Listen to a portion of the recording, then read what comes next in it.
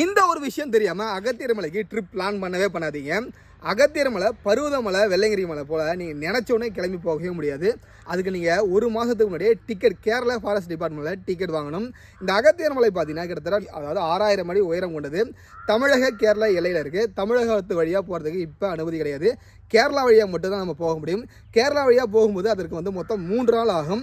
அதுக்கு seasonal, of seasonal அப்படின்னு சொல்லிட்டு 2 விதமான பாஸ் இருக்குது.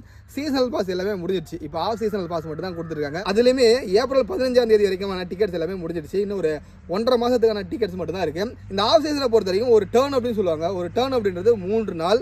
வாரத்துக்கு மொத்தம் 3 டேர்ன் தான். அதாவது திங்கள், வியாழன், சனி இந்த 3 நாள் மட்டும் தான் ட்ரெக்கிங் டே அலோவ் பண்ணுவாங்க. அப்போ மாதத்துக்கு ஒரு 10 நாள் மட்டும் தான் ட்ரெக்கிங் அலோவ் பண்ணுவாங்க.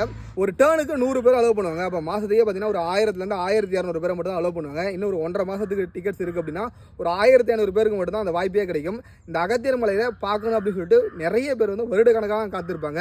அவங்களுக்குலாம் ஒரு எளிமையான ஒரு வழி சொல்கிறேன். இந்த ஆஃப் சீசனில் ட்ரை பண்ணுங்கள், கண்டிப்பாக கிடைக்கும். இப்போ ஆஃப் சீசனில் பார்த்தீங்கன்னா 1 ஆள் 2 ஆள் அப்படின்னு சொல்லிட்டு தனிநபராக புக் பண்ணுறதுக்கான ஆப்ஷனாக கொடுத்துருக்காங்க.